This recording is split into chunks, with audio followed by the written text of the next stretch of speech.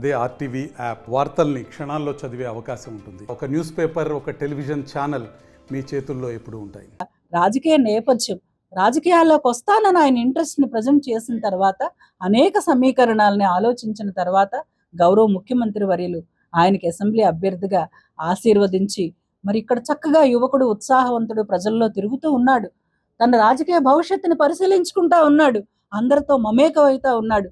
యువతకి నేను మంచి భవిష్యత్తు కల్పిస్తాను, చదువుకున్నాను, ఇండస్ట్రీస్ని తెస్తానని చెప్పి ఏదో ఆయన ప్రయత్నం ఆయన చేస్తూ ఉంటే ఆయన మీద కూడా బురద జల్లే ప్రయత్నం. మరి బూడి ముత్యాల నాయుడు గారు, మరి ఆయన ఒక ఉప ముఖ్యమంత్రి ఆ స్థాయికి వెళ్ళారంటే ముఖ్యమంత్రి గారి దగ్గర ఆయనకున్న మంచి పేరు, ప్రజలతో ఆయనకున్న సంబంధాలు, ఆయన అయితే ఒక రాజకీయ సీనియారిటీ ఉంది. చక్కగా పార్లమెంట్కి ఒక్కొక్కసారి ఒక్కొక్క అవకాశం వస్తుంది. లాస్ట్ టైం నేను ఇంట్లో ఉన్న నన్ను పిలిచి నన్ను పార్లమెంట్ ప్రతినిధిని చేశారు. ఈసారి కూడా నాకు పిలిచి చెప్పారు ఆయన, అమ్మ ఈసారి ఈ సమీకరణాలు ఉన్నాయి, తప్పనిసరిగా మీరు మీ పని మీరు చేస్తూ ఉండండి, తప్పనిసరిగా మీకు మంచి ఫ్యూచర్ ఉంటుందని మేము నమ్ముతాము. దాన్ని మా పని మేము చేసుకుని, భవిష్యత్తు ఎలా ఉంటుందని మన చేతుల్లో ఉండదు, కానీ మన పని, మన కర్తవ్యాన్ని మనం నిర్వహించడం అనేది మన చేతుల్లో ఉంటుంది. మా పని మేము చేస్తూ వెళ్తూ ఉన్నాం. మీరేం చేస్తూ ఉన్నారు? ఏ పార్టీ మారితే ఆ పార్టీ పక్క ముందు పార్టీని విమర్శించటం, మళ్ళీ వెళితే ఏంటి క్రెడిబిలిటీ, ఏంటి నాయకత్వం, ఏది మీరు భవిష్యత్తు రాజకీయాల్లో రావాలనుకున్న వాళ్ళకి మీరు ఇచ్చే సందేశం ఏంటి? ఇవాళ యువత అంతా కూడా రాజకీయాల్లోకి రావాలి అని చెప్పి పెద్దలందరూ కూడా అంటూ ఉన్నాం.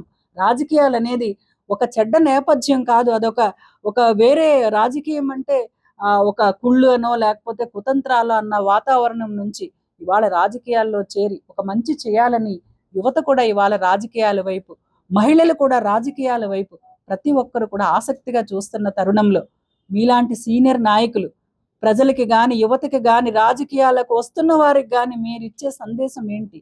ఇవాళ ఏ పార్టీ మారితే ఆ పార్టీని విమర్శించటం, ఎవరిని మీకు ఇష్టం లేకపోతే అయ్యో పొరపాటు అయిపోయింది అప్పుడు వాళ్ళని గెలిపించేశామని ఎందుకు ఈ అసందర్భ ప్రలాపనలు ఎందుకు? మీకు మీ స్థాయికి కానీ, మీ వయసుకు కానీ, మీ సీనియారిటీకి కానీ, మీకు అందరూ కూడా మీకు ఇచ్చే గౌరవానికి కానీ ఇదన్నీ కూడా తగని మాటలని చెప్పి మీకు మరొక్కసారి తెలియజేసుకుంటూ, మంచి హుందాతనమైన రాజకీయాలు చేయండి.